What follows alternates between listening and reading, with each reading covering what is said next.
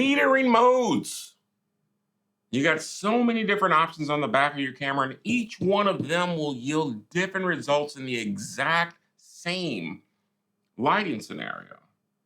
So which one do you use? We're gonna talk about it right now.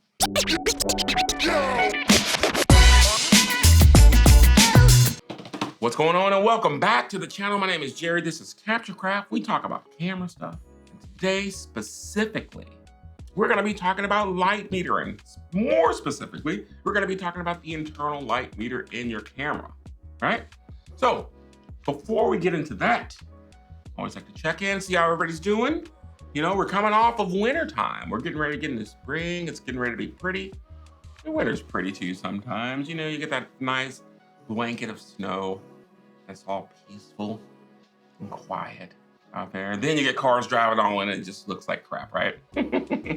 But spring's just right around the corner, so hopefully you're shaking off the winter blues, getting ready to get out there and watch nature bloom into a beautiful scene of amazement right before our eyes, you know? Yeah, how do you handle the winter? You get through it pretty good, hopefully. Not my favorite of the seasons, but I try to keep myself busy, right? I try to find something to do to keep my mind off of, man, it's cold and yucky outside. So what have I been doing? I have been doing a few different art projects, shooting a few things for a few different friends, and they all submitted these things to the NPR Tiny Desk competition this year. Yeah, I was super happy to be able to work with them, be able to lend my eye as a cinematographer, as a director, as a guy with a camera who's out shooting stuff. Big shout out to my dude Marty who helped me out on a lot of the stuff. And yeah, let's take a look at some of those videos. Witty words and clever lines feel so wrong, feel so right every time. Deja vu.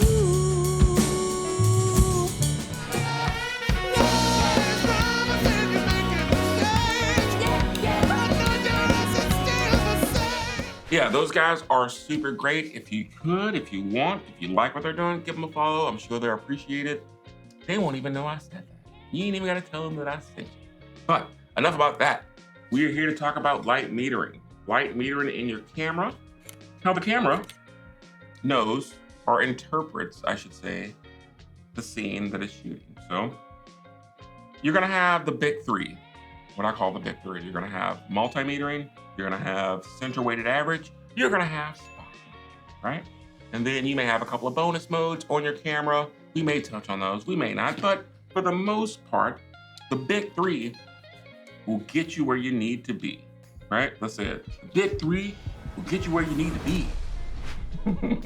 That's my coach voice, right? So the big three being multi-metering, that's gonna be the one that's like the catch-all, the general purpose, the good for most things situations. You'll see it on the back of your camera. It's gonna be on the back of Sony's. It's like a circle in the center, and you see the screen is divided into 4 little lumps. Different cameras may have different icons for it, but what it's doing in that multi-metering mode, evaluative meter mode, matrix metering mode, all 3 of those are similar, almost exactly the same, but different manufacturers. It analyzes the entire screen in different sectors, different quadrants. And then it takes all of that data, mixes it in with some smart calculations and says, look, here's where you're at, here's the light, and you're either over or under. So what do I mean by over or under, right? Your camera wants to be at 0. You'll look on the back of your screen if you have that feature turned on, but if you're looking through your viewfinder, you'll see that 0 in the center there, just right down there at the bottom. And when you move the lens to a brighter area in your scene, you'll see that meter go up. If you overexpose, move to a darker area, you'll see it go down. And that's what light metering does. It just reads the light that's coming into your camera, and it applies the settings that you have already set on there, your aperture, your shutter speed, your ISO, and says, based on how you have things set, you need to adjust things either less or more to achieve correct exposure. And correct exposure in the camera's mind is all centered around the neutral gray, the 18% gray. You know, it's kind of right in the middle. And that's the science that is built around the metering in the camera. So multi-metering, like I said, is going to be your general purpose. It works good for most scenarios. Evenly lit scenarios, you're out in full sun, you're out in shade, everything's all just blanketed in one style of lighting, if you will. And multimeter will work great for that. It's gonna give you readings that you're gonna be, your subject's gonna look great, your scene's gonna look great, everything's gonna look great. But let's say you're out in the park and you're doing something where you're in the shade and you're like, oh, I wanna transition from the shade to the sun. And part of your scene is shaded and part of your scene is sunny. It's a tongue twister, I can barely even say it. Your camera's gonna have a more difficult time reading that because the multimeter is gonna look at that whole scene and like, wait a minute, it's a huge difference between the light and the dark here on the screen.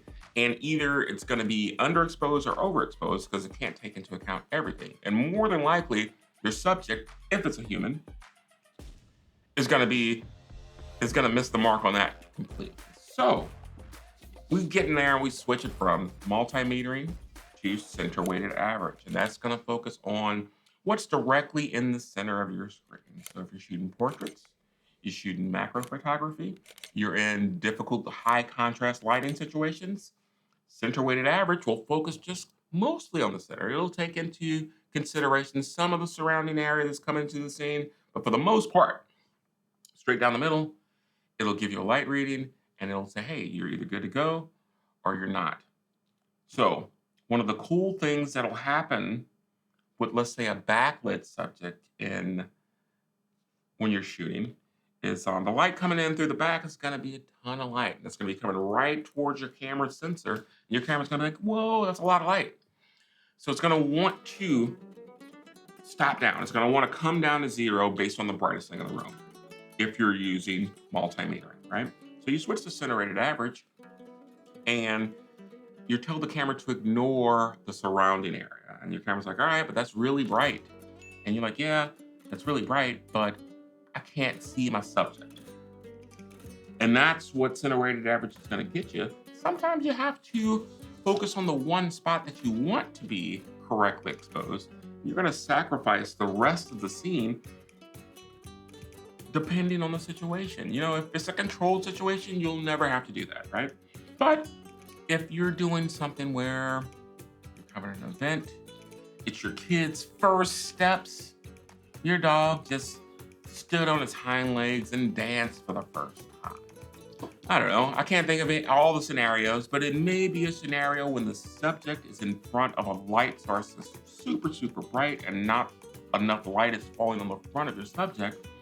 So you're gonna have to expose to the subject and not to the light that's behind it. Like I said, I mean, it's gonna make your image look way blown out. The background's gonna be almost completely white, overexposed, but like I said, I mean, what can you do? You know, if you need to capture the shot, if you need to get the shot correct and you can't control the scenario, that may be the only way you can get it. And center weighted average is gonna be the metering mode that's going to help you achieve the correct exposure for the thing that you're trying to shoot. You know, it's not gonna make everything right, but the thing that you're trying to capture will at least be exposed correctly. So let's go even further, even deeper down the rabbit hole with exposure metering in the camera. So general purpose multimetering, center weighted average, a little bit of everything, but mostly just center spot metering. It's exactly what it sounds like. Let's say I wanted to focus on just this little thingy here, right? You know, and not me and not the surrounding area and not the bright lights behind me. I just want to see what this little ruler meters at and make sure this thing is exposed correctly. That's where I would use spot metering. You can put the spot on there. It forgets everything else around and focus on one specific point. Good for creative shooting, good for stylized shots, good for things where you're being expressive. You wanna, let the artist inside of you do its thing, and you may not want things to look as far as the camera is concerned, picture perfect. You may want it to be, you may want it to be more moody. You may want it to need it to be brighter. Maybe intentionally shooting high key and you need to have that background super, super white and blown out. You know, neither here nor there. However you get it, there's no wrong way to the right answer, right? All those tools inside of the camera, just that, you know, those are just metering tools, measuring tools, same thing. It's kind of like this ruler, you know, it's gonna measure the input and then you take the information that's there and you're like, okay, it's this long, now what do I do with that? It's this bright, now what do I do with that? So that's pretty much metering in a nutshell, you know? Obviously we should look at some pictures. Obviously we should break down some stuff. Obviously we should see how the camera thinks different scenes should be, you know, how the compensation should happen for different scenes, right? So yeah, let's do that. The constant thing is gonna be the shutter speed, aperture, and the light. The lights are not gonna change. They're gonna be set at the same power throughout the entire thing. And the only thing that's different in all of these scenarios is the type of metering that we use. So we're gonna be looking at these two little guys here, and we're gonna be looking at them first with multimetering. And as we look at them with evenly lit, front lit, and backlit, you can see how the camera interprets the light in the room, you know? It's gonna bump things up when it thinks it's dark, and it's gonna bump things down when it thinks it's too bright. But in the same scenario, you can see that it really doesn't get us the exposures that we need to see our two little friends here correctly all the time. So the same thing with center weighted average, it is going to focus on what's in the middle. And things in the middle, if the middle subject is a little bit darker, it's gonna bring the ISO up to compensate because it's gonna say, hey, the thing that I should be focused on isn't as bright as it should be based on where I'm metering. And if we're center weighted average metering on something that's lighter, it's gonna do the exact opposite. You're gonna see that in spot metering as well. To a more dramatic extent, because it's only gonna be looking at one specific spot on the dark thing and the light thing, you know? And then you got a couple of different bonus modes, you know, in the camera.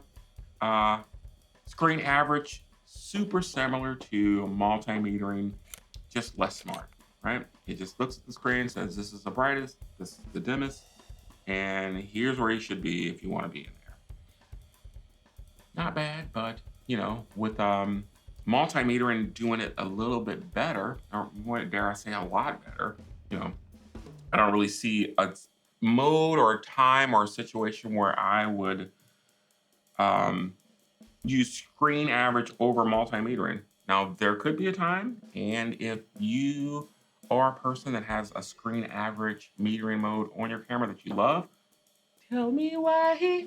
Let me know why you use it. You know, let me know how you found it to be more effective, more helpful, more useful than multimetering. And then last but not least, in the camera that I have here, it has highlight metering, and that looks at only the brightest thing in the scene, and it meters for that. So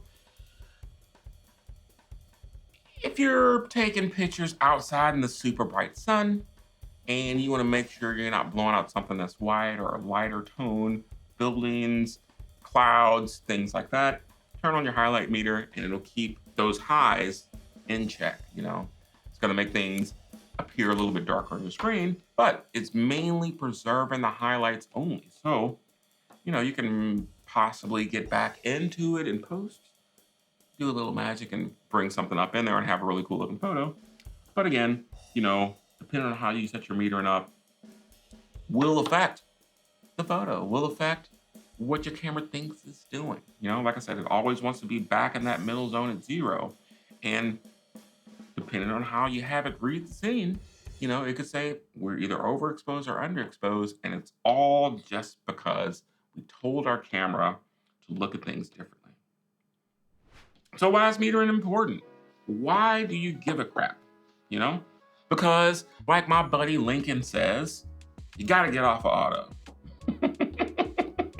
You don't have to. You know, I don't care where you shoot. You know, if you're happy shooting auto and you're like, this stuff's dope, and I like doing it, and I like just turning on A and letting the camera make all the decisions, fine.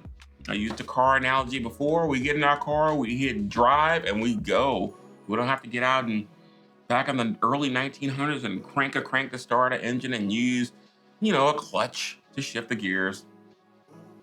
Objectively more fun to drive the clutch, but that's just my opinion. Is that subjectively more fun then, if it's just my opinion? Anyhow, but we do a lot of things. We let a lot of things run on auto that make our lives easier. But sometimes, a couple buddies of mine in my group chat, they're all fans of using the pour over coffee and blooming and blah blah blah, to make coffee, and that's dope. I love them for that, and I love that about them, that they want to take an artisanal approach to coffee making. I, on the other hand, I am a complete scoundrel. I brew a pot of drip coffee and I stick it in the freezer. No, not the freezer, the fridge the night before, so I can have cold coffee in the morning. I know that I just want the caffeine. I'm not taking the bunk, but that analogy is saying that it's okay to shoot an auto, but if you want to get off, if you want to do the artisanal coffee making, if you want to do all the steps, that's what metering is going to do. Metering is going to help you refine and dial in all of those scenarios so you can control the motion in the photo. You can control the bokeh in the background. You can control the noise if you want it. If you don't want it, your light meter is going to help you interpret the scene and get you where you need to be, right? There it is. That's what we're talking about. That's why it's important. The next thing we're going to talk about in our next episode is going to be external light meters, because it's really difficult to meter for flash photography in a situation with this, because that flash happens so quick. The camera's not going to be like, what's going on? It's going to be light and dark instantaneous. It's going to be hard to capture that, especially if you don't have an external light meter. Sure, you can take some pictures, you can dial it in, but as you progress on, sometimes you just want to get in, get the job done, get out. If you're using flashes, speed lights, strobes, monolights, whatever you want to call them, it's a good possibility that you're not just casually shooting. You're probably getting into someone's going to give you a paycheck for it, and you need to know how to use that tool like a professional. So we'll talk about external metering and why it's important, why I love it, why I never going to shoot without my external metering. This camera pretty much stays on multi-metering because I use my external metering almost all the time for all the shoots, right? But that's neither here nor there. What is here nor there is that we're at the end of the episode. Yes, we made it. We made it. I'm happy. Hopefully you're happy. And if you're happy, like, subscribe, share, do all that stuff. Check me out on the interwebs. I'm at Jerry Hill Photo on the TikToks, on the IGs, and CaptureCraft TUTS on YouTube. Thanks for hanging out. I really appreciate it. You're the best part of this whole situation. I appreciate you.